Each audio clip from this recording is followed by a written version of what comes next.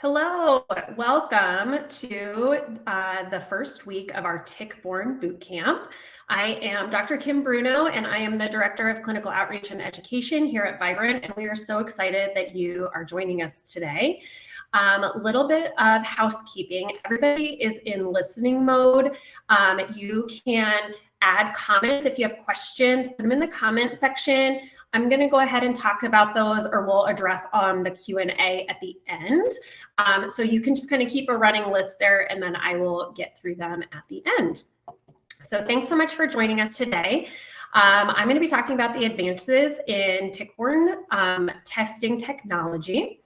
And this is our bootcamp agenda for the next 5 weeks.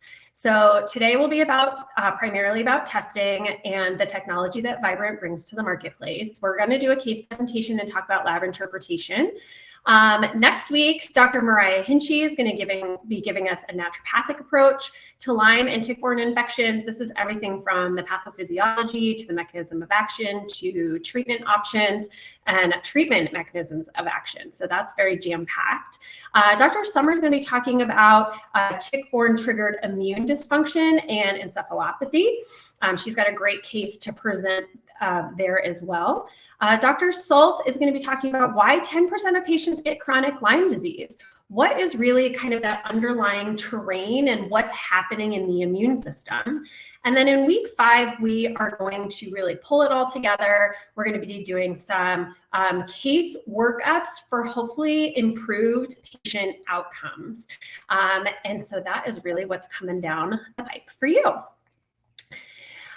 So for today, week 1, I really want to talk about testing and the evolution of tick-borne testing. A lot of you are new to Vibrant Wellness, so I want to give you a little idea of who Vibrant is. Some of the key limitations to traditional testing and methodologies.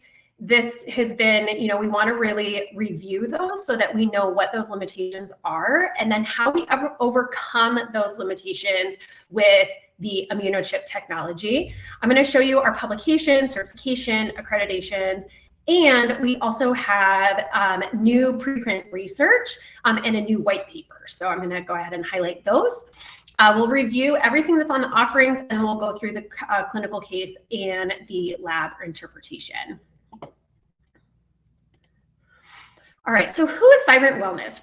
For those of you who've been with Vibrant Wellness for a while, welcome back, welcome here. And for those of you who are new, I really want to highlight, Vibrant is really a technology company in the lab space. And the technology gives us the ability to have advanced accuracy and reproducibility. This also offers us the ability to have very comprehensive testing at an improved price point. So we will go ahead and go over that as well. In the technology by design really is going to eliminate those inherent limitations that we're going to highlight with past testing methodologies. You will see in the interpretation piece, the difference between the CDC Lyme criteria and a alternative Lyme criteria in the publication that goes into that. Our company really values accreditation, third-party validations, publications. So we will make sure that we highlight that, because if you have good technology, you want to be able to vet it and be able to have it stand on its own.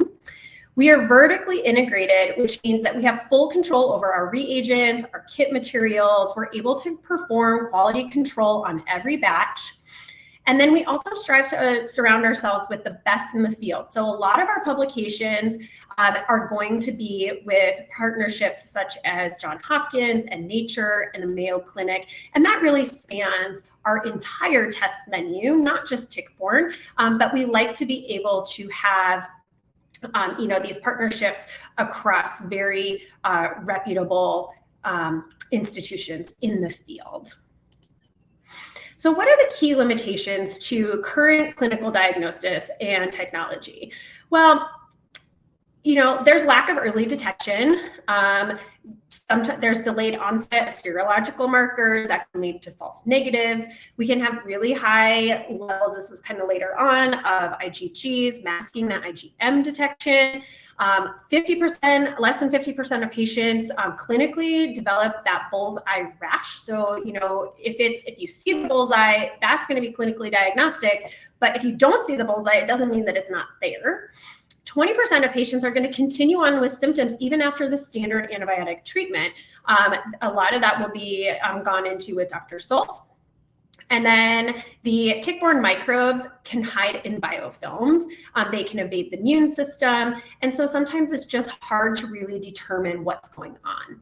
So in more detail, we want to look at two different kinds of testing, indirect testing and direct testing.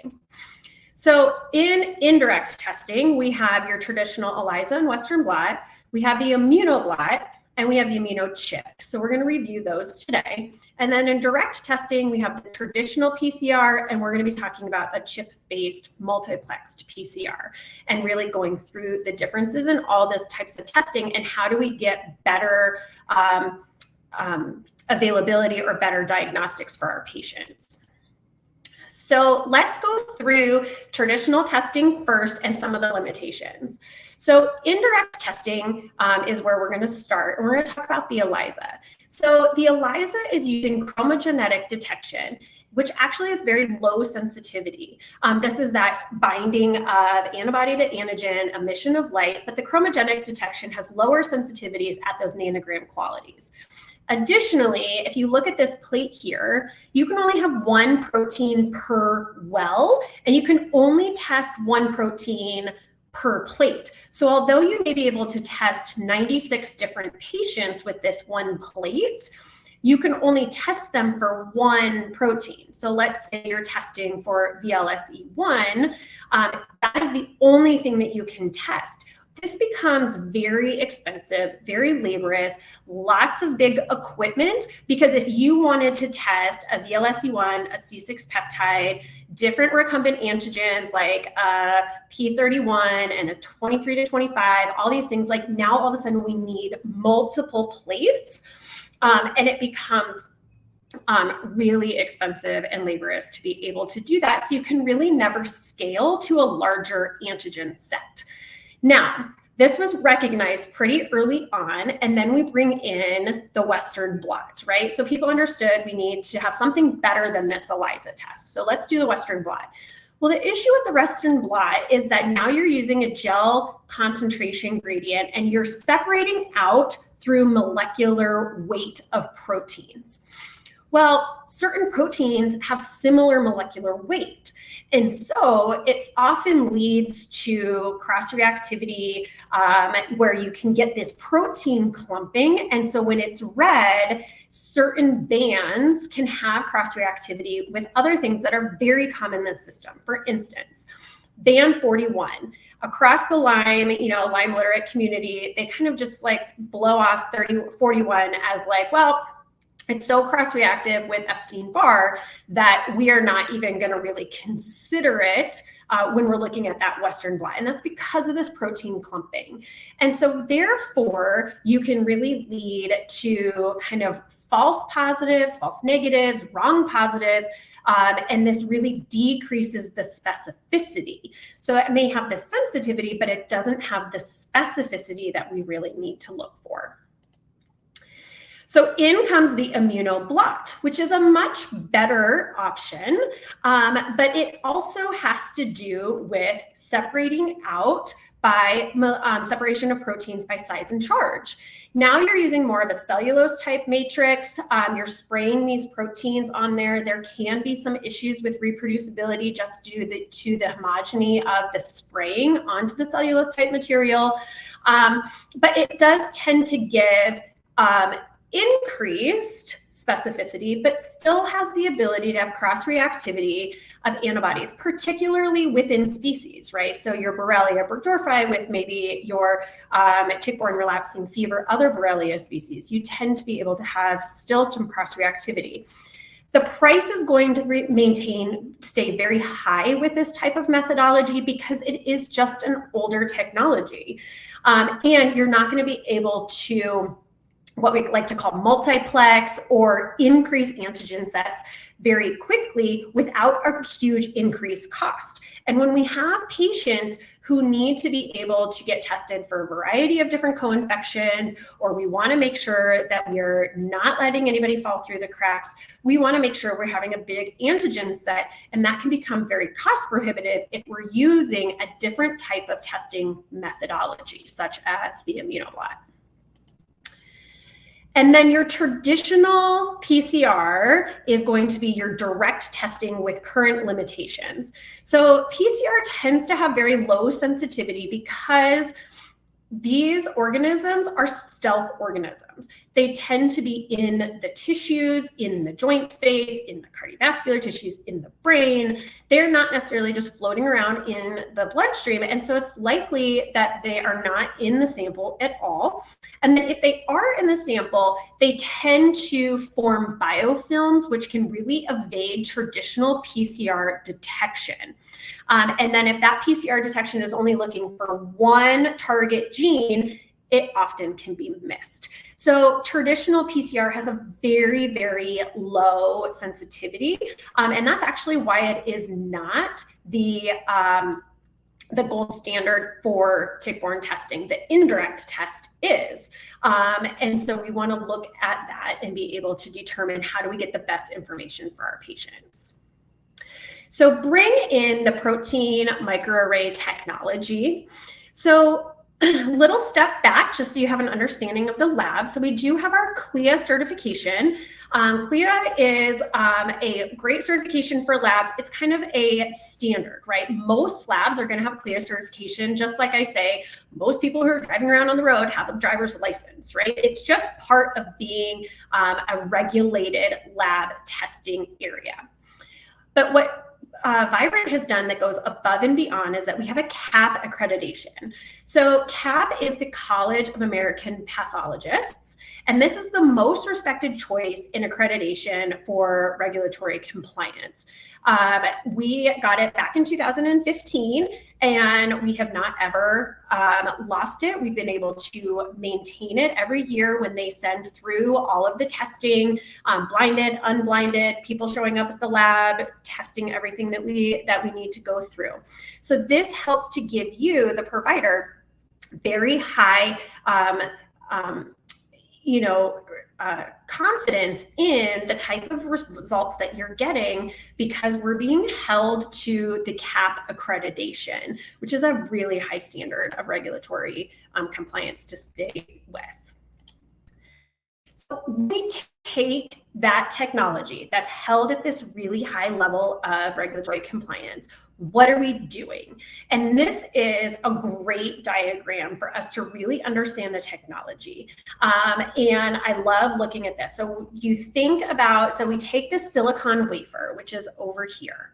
We are going to separate out the proteins, peptides, or recombinant antigens, whatever it is that we might be testing for, get separated out. So that is the only thing that now is adhered onto the silicon wafer. The silicon wafer is then diced up into these individual little chips. The chips are put onto this like tape that is put onto these pillars and plates. So within, so this is called the plate. They have within it, there's 24 different pillars, and then on each pillar, there's 100 different chips. Each chip is a different protein, peptide, or recumbent antigen. So when you are then looking here and we compare it to our ELISA that we talked about earlier, or the Western blot, these different recumbent antigens here, parts and pieces of the Borrelia burgdorferi species, you can see that each one of those is still tested, but it's separated out and tested individually as a chip on this pillar, which is then put on the plate. All right, so when there is an emission of light, when there is a binding of antibody to antigen that will show an emission of light on this chip, there is not a chance of cross-reactivity because that's the only thing that's on the chip. It wasn't that it was separated out by molecular weight or charge and that we think it's something close. That is what is on the chip. So that's where we get that really, really high level of specificity in addition to having the sensitivity. So because we are able to use a microchip and we are able on that tiny 2 millimeters by 2 millimeters, put an individual protein, peptide, or recombinant antigen. And so each pillar can have 100 chips on it, and then each plate can have 24 pillars. So now we're looking at 2,400 different antigens that can be tested on one plate that's like the size of a CD case. So this is where we can what we call multiplex. And when we multiplex, we're able to test more things in an automated, smaller amount of space. And this is what helps to keep the prices down so that you can test your patient for more things and make sure that they are not falling through the cracks. You can get more information of more pathogens. So once it's on the chip, this is just a nice little review. There's no gel matrix effects, one protein per chip, separated and purified before adding. Then you have multiple antigens on each pillar. And then because of this, as new literature comes out, we can start to add additional pathogens because it's easy to be able to kind of, validate and then add those onto the chip. Once the chip, what is the methodology on the chip? We use something that's called chemiluminescence, which is the antibody detection that is a much higher sensitivity than that chromodetection that was used in the ELISA. It is still a binding of antibody to antigen emission of light, but the chemiluminescence-based antibody detection has much higher sensitivity. And then we use something called enhanced IgM for that earlier detection. What we see is that if you have high levels of IgG, in your system, which a lot of us, because we've been exposed to a lot of different things, we have lots of IgG, then it can cloud up the water per se, or the IgMs maybe don't have the same type of binding ability. So we will test all your IgGs first, and then they clear out the IgGs, anything else that could be impeding, things like rheumatoid factor, and then we test the IgMs. And so we are able to really see that accurate binding of IgM antibodies with the antigens. So this is what they call the twin advantages of the microarray technology. So this was what was written up in the Journal of Nature. And the twin advantages was the chemiluminescence plus the enhanced binding IgM, which is going to provide the better detection and accurate results. And according to Nature, is the ideal test for the detection of tick-borne infections. Rest assured that if you review this article and you're looking in our materials and methods, we are using samples that were acquired from the CDC Lyme serum repository. So these are standard samples that are used kind of across industry. And so we are utilizing that. And so when we come to our levels of sensitivity and specificity, it is based on the CDC Lyme serum repository samples that were used. This is a little chart, and again, you can access this article in full in the portal, or I did put the links down here, and you will get copies of these slides at the end. But we have, we went ahead and tested our standard 2-tier testing, and then we did the Immunochip with standard testing, and then the enhanced IgM. So you can really see it go across the table. And when you look at these two final columns over here towards the left, this is the type of testing that you are going to get when you send through with a Vibrant tick-borne test. And so you are going to be getting 100% sensitivity and 95% specificity across this species here. And that is based on the alternative criteria. Now, I'm not going to go into too much details on CDC versus alternative criteria. That's like a whole nother talk in and of itself. But I did put this little spreadsheet in here, or this little flow chart. Sorry, not spreadsheet, flow chart. So the CDC criteria, as many of us know, especially having worked in the Lyme field for a long time, is that it has its own inherent limitations as far as what they accept and at what level they accept. And so therefore, a lot of patients fall through the cracks, right? Clinically, we're like, we know that they have Lyme, and if we are just based on the CDC criteria, it may still continue to be negative. So many labs have come out with what they call alternative criteria or utilizing investigational markers. But basically what we're doing is we're adding back in proteins, peptides, recombinant antigens, or looking at these moderate levels that still indicate that this person has Lyme. So for instance, over here with the IgG, all right, for the CDC, in order to have your tier 1 to get to your criteria, you have to have a positive of either the VLSE1, the C6 peptide, or one of the whole cell sonikits. Plus, you have to have 5 positives of only 10 recombinant antigens. They throw out bands 31 and 34, which are actually highly specific bands for Lyme. And according to Richard Horowitz, those are bingo bands, but they are not included. And so you have to have 5 of them. Well, that right there is going to send a lot of patients being called negative when in actuality they were positive. So the alternative Lyme criteria, which is what is written up in the Journal of Nature, is 1, moderate or positive, so yellow or red of the VLSE1, C6 peptide, or whole cell sonikits. That's considered your tier 1 testing. Plus 2 moderates or positives of any of the 12 recombinant antigens that would traditionally be done on a Western blot.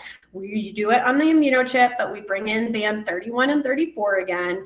And if you have a moderate or positive in combination as your tier 2 with your tier 1, this is going to give you that positive. So when we change to the alternative criteria, now that helps to increase the sensitivity to 100%, but maintain our specificity at 95%. And that's the most important. So I like to explain to my patients, sensitivity, specificity. Sensitivity is my ability to find the needle in the haystack. Specificity is my understanding or knowledge that it actually is a needle. It is not a pin. It is not a shard of metal. It is not a piece of something else that looks like a needle. It actually is the needle. And so if you have increased sensitivity, you want to maintain very high specificity to make sure that we are getting the right information for our patients. So that's the alternative criteria.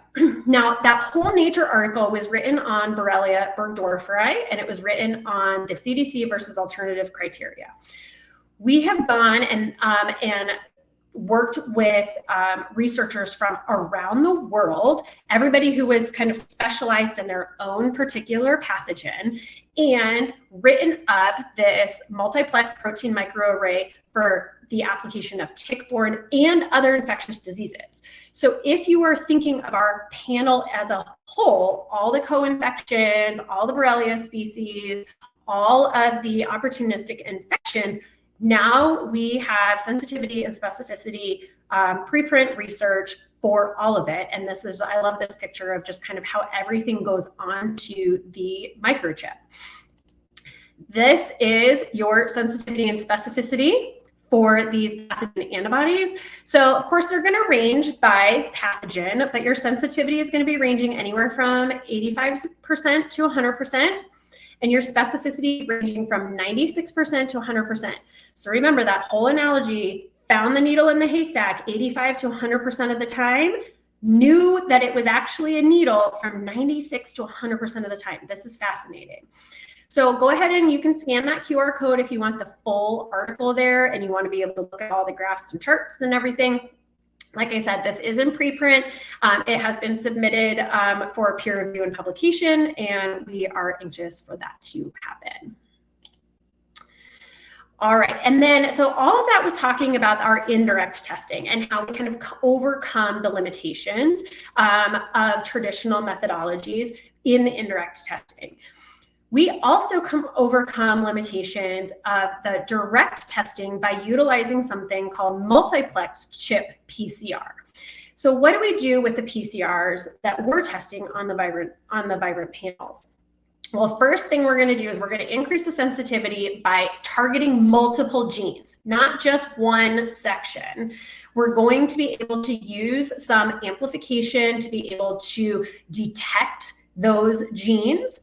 But the thing that I think is most important is that we do a technology called bead beading to reduce the biofilm effects. So if we know that these pathogens tend to live in biofilms, we actually agitate the sample with glass beads to break up the biofilms so that the genetic material is more readily available for detection when we're doing our multiple target genes to be able to detect it. So if the genetic material is in the sample, we will be able to detect it because we are doing the bead beading and we're testing for multiple genes.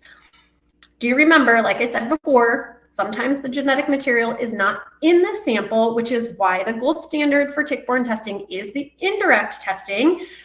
But we want you, the provider, to have all of the information. So we go ahead and give you your direct and indirect testing all on the same panel. You don't have to order it separately. These are the pathogens that are going to be tested. So you have 4 columns. We have the most comprehensive panel on the market. You have your Lyme plus tick-borne relapsing fever, co-infections 1, co-infections 2, and opportunistic infections. This is all of the pathogens, just kind of their total name.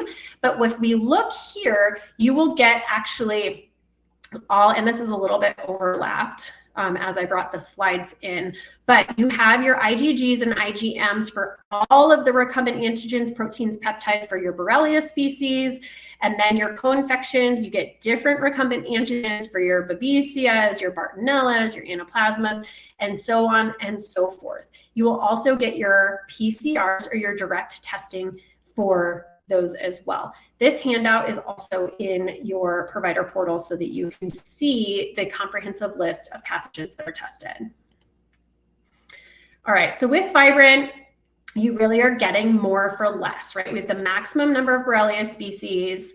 We have the maximum number of co-infections. We do not sacrifice sensitivity and specificity. If anything, due to the twin advantages of the enhanced IgMs and the chemiluminescence, you are getting increased sensitivity and specificity across all pathogens.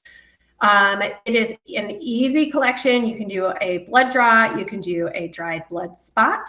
And because of our automation and our multiplexing and utilizing that microchip, we are able to offer this very comprehensive panel for a fraction of our competitors' panels, so you are able to get the information for your patients and be able to move on with a very accurate treatment plan. If you would like a comparison table of lab methodologies, please go ahead and ask your sales rep or look in the portal for our new white paper. Our new white paper has this wonderful chart comparing the different technologies, lab methodologies from the proprietary microarray, the ELISA, the Western blot, and the Immunoblot all the way down. This is a great handout just so that like a quick reference of what this might look like. Okay, so let's take all of that knowledge on tick-borne testing and let's look at an actual report and how we would walk through this. Okay, so clinical case workup. Tick-borne testing or tick-borne diagnosis is a clinical diagnosis. We all know that, even the CDC says that. However, you want to be able to make a very educated clinical diagnosis. And you do that by having very accurate, high sensitivity and specificity serological framework. So this is how I would walk through with a patient. First, we're going to do pre-test probability. We're going to take a very complete and detailed history. Where they live, where they've traveled, what types are they, do they go outdoors? Have they had a tick bite? All of those types of things, right? We want to make sure we really have an understanding of their complete and deep history. We run an MSQ. This multi-system questionnaire, you can find it through the IFM, is going to give you an idea of like, if this person has a lot of things going on, the likelihood that they have a high pathogen burden is bigger. Now that's not specific for tick-borne, but I do like to see it. But the MSIDS is specific for tick-borne.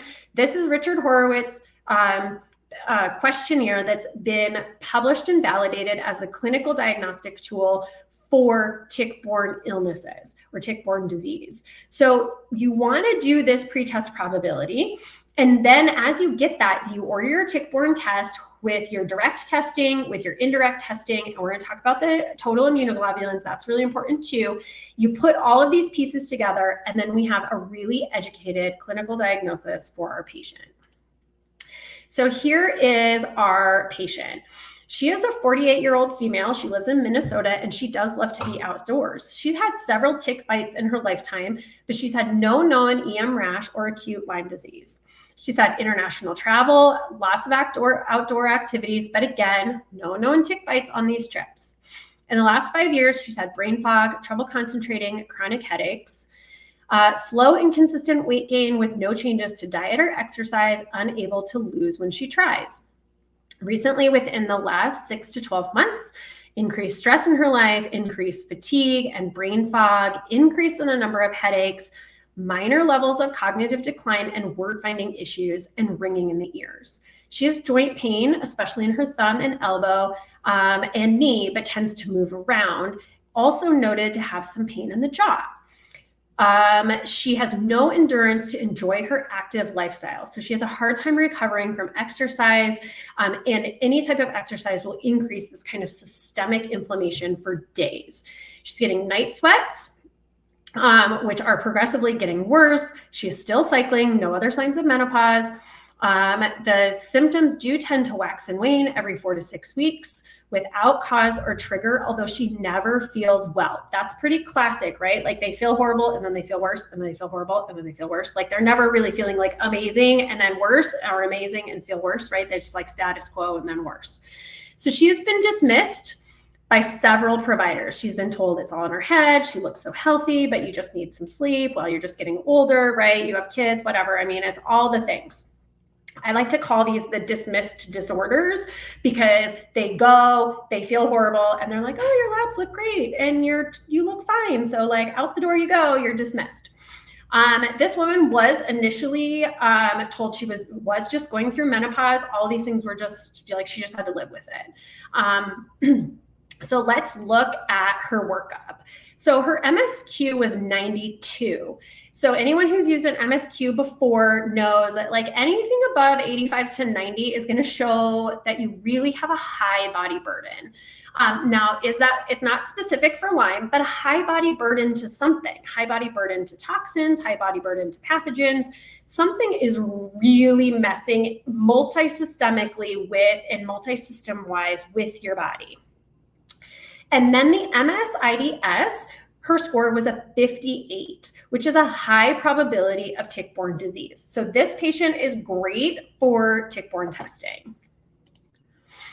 So we got her Tickborne 1.0 back, and the 1.0 are the first two columns, Lyme, tick-borne relapsing fever, and co-infections 1.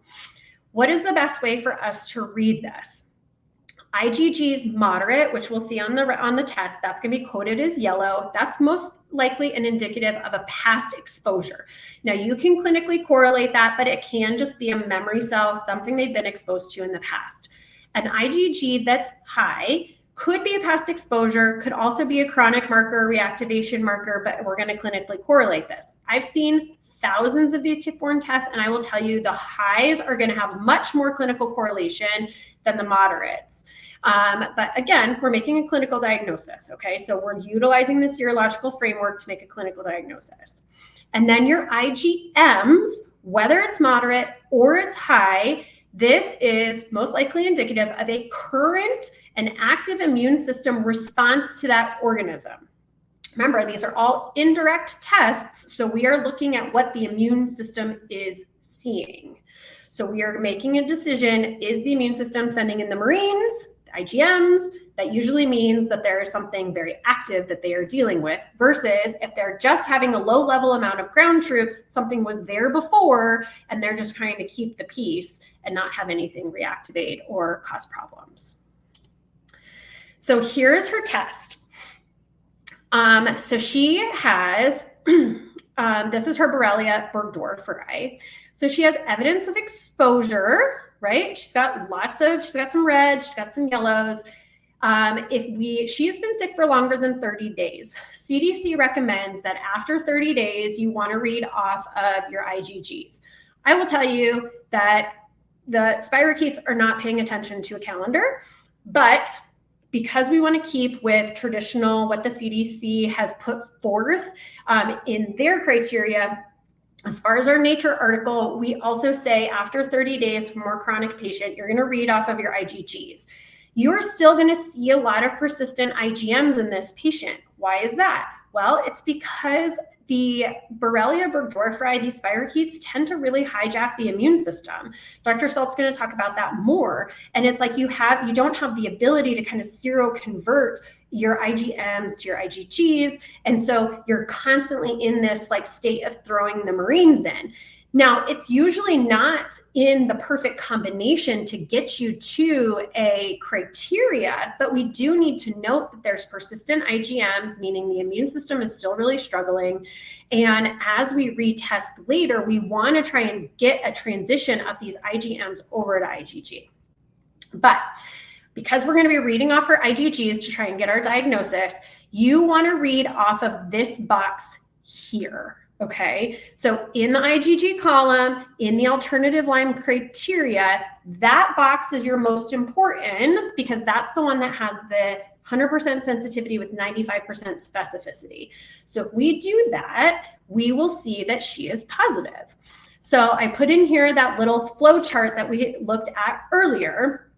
So she had she had the VLC1, and then she had at least 2 of the 12 here. She had much more than 2, right? She had 3 here. She had the VLSE1, and then she had 3 bands. So therefore she has a positive IgG for Borrelia burgdorferi. So she's Lyme positive, which lines up with what we thought with our MSIDS and our history. Then we want to look at all her other Borrelia species. She's had exposure to Fzelii and Bavarianesis. That makes sense. Those are European strains. She's done a lot of hiking throughout Europe. Do they seem to be causing problems for her right now? These are moderate levels of IgG. Probably not. And we already know we're going to treat Borrelia. So we have, additional evidence she's had exposure to other Borrelia species. She also has an IgM for Borrelia miyamotoi. This, although traditional Borrelia burgdorferi can cause some waxing and waning, Borrelia miyamotoi tends to cause more of that kind of ups and downs and cycles. And she does still have a persistent IgM there. So we know that that is going to be a positive IgM serology for Borrelia miyamotoi. As far as her co-infections go, she has IgGs to both Babesia and Bartonella. Now, one is a 19.4 and one is a 16. We need to clinically correlate to decide, are these past exposures, are these currently, clinically relevant to something that we need to add in for treatment? So if we look at what are some classic symptom profiles for Babesia and Bartonella, and then we think about, and we go back to her history. Within Babesia, she has night sweats. Her headaches were dull all over, feeling like her head was in a vice. You can really differentiate by the types of headaches that somebody presents with. She also had the jaw pain. She also had the ringing in the ears. So if I go back to here, this 19.4 to me is clinically significant based on her clinical picture. And sometimes what I will do is after I take their history and then I get their test results back, I will go back to a symptom profile of whichever is the pathogen that they're showing their IgGs for, and I run through it, because sometimes there are things I didn't ask about, right? Did you have, vivid and violent dreams? Or maybe I didn't ask about, do you have nightmares or blurry vision or jaw symptoms or something of that nature? And they said, yeah, I actually do. So you want to run back through those, make sure that you have checked it off. This is important because as we treat her for Lyme, we want to make sure we're addressing her Babesia, because she could have she might be less likely to respond to her Lyme treatment if we don't also address the Babesia. So it's great that we were able to identify that. Her Bartonella did not have any clinical correlations. So we're going to put that on the back burner. We're going to say she's had some past exposure to it, but we are not going to make it a front runner in her treatment plan. Please always order your total immunoglobulins with your Lyme testing. It is a free add-on when you do the blood draw. Okay, if you happen to have a patient who lives rural or lives in a place where they can't do a blood draw and they're going to do a finger stick, unfortunately, you won't be able to do this, the total immunoglobulins. But if you have the option, you do the blood draw, check the box. Tell your staff, check the box, right? Do the order and do the total immunoglobulins. Because what it does is it helps to give you like the pool that we are pulling those immunoglobulins from. We know that Lyme and tick-borne diseases tend to cause some immune compromise. So if all of a sudden you have somebody who has very low total IgGs, and then we look at their test result and all their IgGs are like in the lower yellows, even though they're really symptomatic, it might just be that they can't even mount an immune system response. But we want to be able to kind of mental gymnastics, right? Provide this little calibration. There's no exact science to that calibration, but it helps to just give us some framework to be able to pull from. All right, so here's our conclusion based on the lab that we just went through. So this patient was positive for Lyme. She had the IgG, Borrelia burgdorferi alternative criteria. She also met the MSIDS and clinical correlation. So we've got our clinical diagnosis with our serological framework. She was positive for IgM serology for Borrelia miyamotoi. Most of the time, depending on, on your treatments, herbal antibiotics, that type of thing, you're still going to treat Borrelia like Borrelia, but we want to make sure we have the full picture for her. Co-infections. Through clinical correlation, we have demonstrated that we want to go after her Babesia because of the night sweats, that specific type of headache, ringing in the ears, the jaw pain. You can, if you want, retest in 6 months to monitor antibody movement to really confirm that determination of active infection. You don't have to, but it is a possibility there that you can do if you really want confirmation. Most providers are just going to go off of the clinical correlation as it relates to those higher, those moderate levels and high levels of IgGs. And then the Bartonella evidence of an active infection. This was something she looks like she was exposed to in the past, and we were not going to bring that into our treatment plan because she doesn't have any clinical correlation. Okay. All right. So that was our case. That was how we go through the labs. So next week, Dr. Hinchy is going to go through this naturopathic approach to Lyme and tick-borne infections.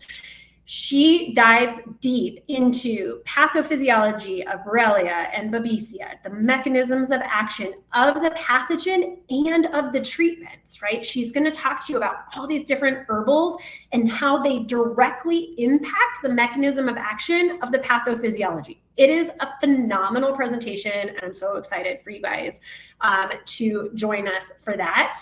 And then we will continue on talking about tick-borne triggered immune dysfunction and encephalopathy, and really those terrain issues for chronic Lyme. We're going to do a lot more case studies, more expanded than the one I just went through. This was just kind of getting you used to the labs and the lab interpretation, but we will be able to pull that together for improved patient outcomes in our last week.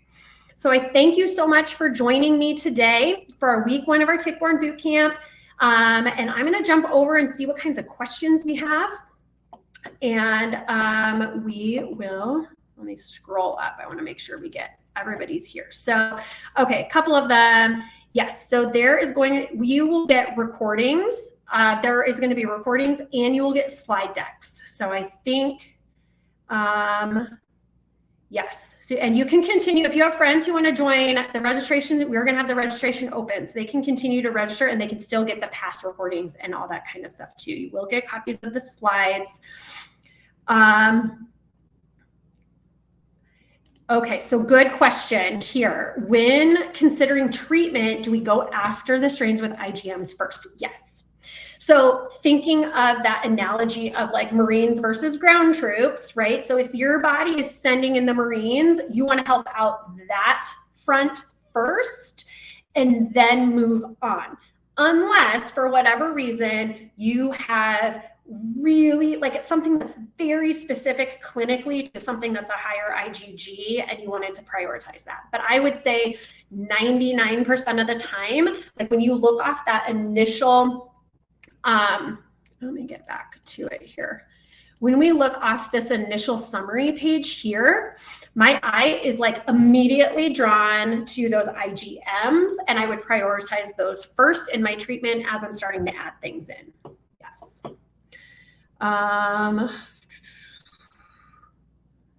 Okay, let's see here. I'm just reading through questions here.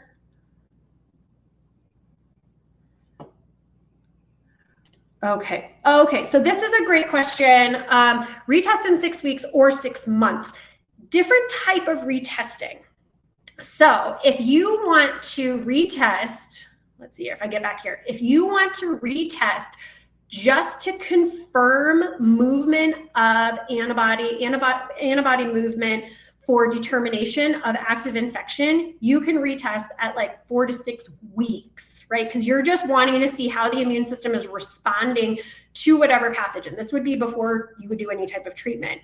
You're trying to confirm, is there an active infection? Versus I want to retest because I want to see if my treatment is working and they're clearing the pathogen. That's closer to 6 to 12 months. So that would be something like you have given a treatment and they have plateaued or they've improved or they have a new symptom, something of that nature. And then you're going to retest in like 6 to 12 months. So it's 2 different types of retesting based on what you want to see.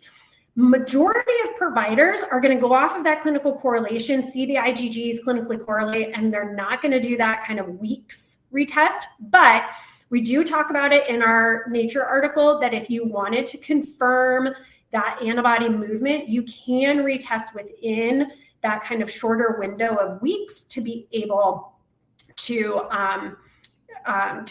determine kind of like, is your immune system mounting a response or did it have a response and now it's kind of like transitioning back to IgG. Let's see here. So MSQ, other assessments on the Vibrant website. The MSQ is not on the Vibrant website. That is an IFM tool. So go over to the Institute of Functional Medicine. You can get a copy off of their website. And then the MSIDS, we do have a copy of that, a really beautiful copy our marketing team has put together that is in your portal so that you can download and use the MSIDS from there. Okay.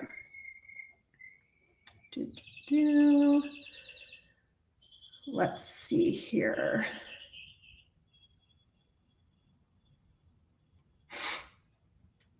Okay, sorry, we just want to get here. Okay, so yes, the lab does provide summary, it's different types of summaries, provider interpretation support. Our clinical team is available to you. You can meet with our clinical team to go over those specific, presentation or specific lab testings that you have for your patients. We also have what's called a Tickborne algorithm, and we have walkthrough videos and other types of support materials all in the portal. So go ahead and check the portal, look at the webinars, look at the walkthrough videos, look at the different tools. If you still want to go over it one-on-one with a practitioner, schedule a clinical consult, and they'll be able to help kind of pull in that clinical piece for you so that you can really see how the dynamics go together. All right. Let's see here. We've got, can a retired physician sign up? Yep, absolutely. Anybody can sign up. Just send them the link. They'd be able to sign up. They'll get the recordings. And then sensitivity and specificity differences, blood draw versus finger stick, they are both validated at the same level. So you can do, feel confident in your results. The thing with the finger stick, that dried blood spot, you do not get the PCR and you can't do the total immunoglobulins. The pricing is different because you're not getting the PCR piece of it. But a lot of us have patients who live either rurally or not able, they're bedridden, they're not able to get out. And so it's a good place to start. But if you can get them in for a blood draw, then do the full blood draw. You'll get all of the indirect, the serology, all of the direct, the PCR, and then you can also see the, you can order the total immunoglobulins too.